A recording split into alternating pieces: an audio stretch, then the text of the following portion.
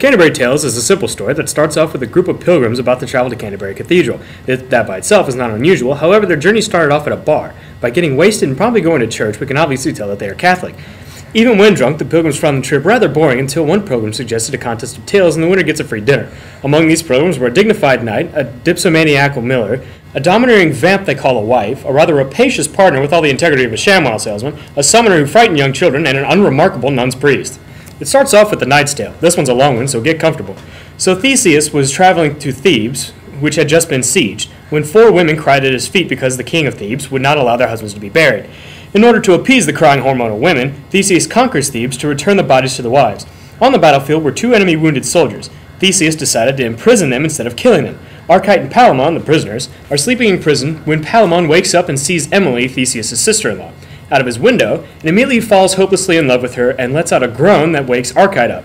He sees Emily and instantly falls in love with her too. Palamon and Archite then have a brouhaha over who saw her first and therefore should have her, but it's pointless because they are in prison. Protheus, Archite's friend, bails him out and Palamon is left to rot while Archite is banished and cannot see Emily forever. Archite has wasted away due to his love sickness for his boo, and he dresses up and returns to Athens. He takes a job at Emily's court to stalk her under the name Philostrate. He wanders through the forest one day crying like a little wuss when he sees Palamon, who has escaped, and they promptly bludgeon each other for Emily when Theseus sees them and says that each man will get 50 knights and they will go at it and the winner wins Emily. Palamon prays to Venus to get his love, Archite prays to Mars to kick Palamon's arse, and Emily prays to Diana for neither one. They go at it, Palamon wins because love triumphs over brawn, which is complete twaddle. Next is the Miller's Tale. The drunken miller interrupts the knight and is enraged that the stories will go according to social order because he doesn't live the high life. And he decided that it was Miller time, no pun intended. He proceeds to tell a bawdy, disgusting tale, so the squeamish should leave now. The story starts with a student named Nicholas, who is the medieval Casanova. He boarded with an obtuse carpenter with a titillating 18-year-old trophy wife, Allison, who constantly flaunts herself to young men for unspoken motives. Allison agrees to sleep with Nicholas when it's safe. However, Absalom, an effeminate clerk, is also in love with Allison. He does all the gay stuff women these days would love, but she's not that type, so she sticks with Nicholas. Nicholas devises a cunning plan to dupe the gullible carpenter John so he can sleep with Allison. He tells him the story only a retard would believe. He tells John that a flood greater than Noah's flood is coming and that he should fasten 3 bathtubs together with provisions to save himself. Though how 3 bathtubs and some sandwiches will help anyone survive a flood, we will never know. Next night, all 3 of them climb up the bathtubs on the roof.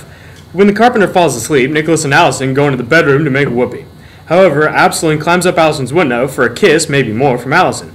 Allison reluctantly agrees, but instead sticks her arse out of the window and farts on his face, blowing back his hair. Why anybody thinks a chick who farts is sexy, nobody knows. Absalom is incensed by this, so he gets a hot poker and asks for another kiss. This time, Nicholas wants to be the lucky one to get his arse kissed, and instead gets it branded. He cries out, which wakes John up, who cuts the bathtubs free. He falls to the ground, breaking his arm in 3 good bathtubs, and everyone laughs because all the idiots get what they deserve. Next is the wife of Bath. She is a bra-burning nymphomaniac bent on sex and world domination. She's been married 5 times, and I can't tell why, because she's an old domineering witch with a gap between her teeth, which I find rather unappealing. The story starts out with the Knight of the Round Table, who rapes some unfortunate woman. Arthur wants to kill him, but his wife says to spare him, so the wise king did what any man should do and gave the woman what she wanted. The queen said that his life would be spared if he could answer the question, what do all women truly want? So the knight set out asking every woman, but got different answers every time because only great minds actually think alike. When his doom is approaching, an old hag promises him the true answer in exchange for his marrying her. The knight, wanting to spare his life, agrees. The hag tells him that all women want is control over men. The knight tells this answer to the queen's court, who all marvel and set him free. Later on, the old hag asked him if he'd rather a nasty, old but faithful wife or a sexy, young but cheating wife. He tells her to decide, and she rewards his submission with becoming both beautiful and faithful. So the point of the story is that all men should submit to women. Yeah, right! The partner's tale is next, but before he begins, he riddles himself with excessive amounts of alcohol. The alcohol then helps him to tell the tricks of his trade, as it were, which include extortion, blackmail, false advertising, and prostitution. How such a repulsive character could ever be accepted in the clergy, as well as be allowed to stay in the clergy, eludes me. This could be compared to Vince Shlomi, who indulged in prostitution and false advertising, because we all know ShamWows aren't what they cracked up to be, and was shunned by the ShamWow community. After giving a lengthy soliloquy about the dangers of lechery, avarice, greed, and especially drunkenness, after his confession of greediness and while drunk, the partner tells his tale.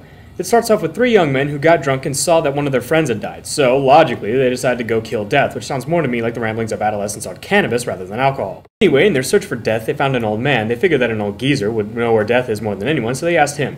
The old man pointed them to an old tree, but personally, if I were the Grim Reaper, I'd certainly pick a more comfortable hideout than a hollowed-out tree. 3 young men find a large sum of gold instead of death. They were amazed and said that they would have to wait until dark to transport it back to their homes after splitting it 3 ways, the first logical thing they've said all day. One of the men volunteers to go into town and get a wheelbarrow. The others proposed to beat him to death so they have to split it 50-50. However, when the other returned, they killed him and drank the wine he brought, but it was poisoned so they all died. The moral of the story is that only clergy can be drunk and greedy. After the story, the partner announces that he has the relics he officially deemed fakes for sale, as if anybody is actually interested or even believes that they're still real. He is obviously plastered. The pilgrims are feeling depressed from all the tragedies being told, so they ask the priest traveling with the nun to tell an uplifting tale. With no interesting remarks, the priest begins his rather unremarkable tale. It starts off with a rooster named Chanticleer and his favorite wife, Pertolo. Chanticleer has a bad dream about something catching him and carrying him off. This distresses the poor weenie, and he whines to his wife about it. She calls him a wuss and tells him to man up and deal with it. He also says that dreams do not mean anything. However, Chanticleer tells a story about how his grandfather had a dream about his death and it came true, which is retarded because 1, everybody has a dream about their death, and 2, everyone dies. Anyway, Chanticleer is chilling on the fence, doing whatever it is roosters do when a fox startles him. The fox starts to flatter him by telling him what a strong neck he has and that he probably has a great voice. The fox begs Chanticleer to sing for him, and when Chanticleer agrees, he closes his eyes and the fox grabs him. Didn't see that one coming. Well, the fox runs off with him, and Chanticleer's owner, with the help of a few other men, run after the fox. Chanticleer then flatters the fox about his blazing speed and says the fox should taunt the pursuers before he gets away. When he does, Chanticleer flies out of his mouth and saves himself. Didn't see that one coming either. The moral of the story is, don't trust members of the same gender giving awkward compliments about parts of your anatomy. This is also exemplified by the host's creepy comments about the priest smoking bod. After hearing the friar tell a tale about a bad summoner, the summoner decides to tell a tale about a bad friar. That'll get him. Beforehand, he tells a joke about a person getting a tour through hell and asking Satan to pull up his tail, and Satan farts out a buttload of friars. In the summoner's tale, a friar goes around and promises prayers and sometimes salvation in exchange for money, food, and other things. However, when the friar gets home, he never actually prays. He goes to an old man's house who has been sick for a long time and tells the old man, Thomas, that he has been praying for him. The old man's wife enters and the friar gives her a kiss and touches her naughty place.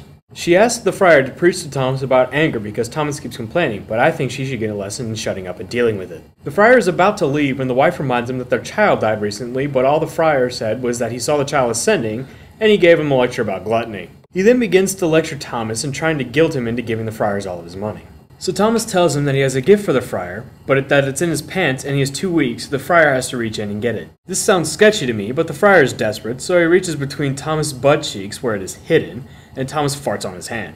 Thomas tells him to share it equally with all of the friars. He is insulted and takes his plea to the lord of the land, who all he does is debate about how a fart can be divided. The most logical answer he came up with was to tie all the friars to a large wheel, spin it, and then fart on them while it's spinning. Smart guy.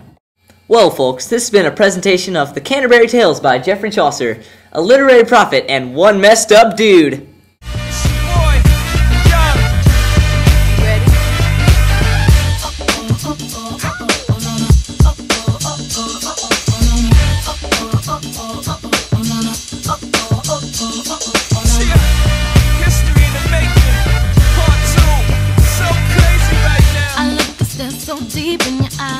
So the next night, all 3 of them climb to the bathtubs on top of the roof. And can I really, honestly, this is crap. I can't even do this anymore. Drunken Miller interrupts the night and is enraged that the stories are going. Tells a simple story that starts off with a group of pilgrims about to go. What the heck? I'm saying these amateurs!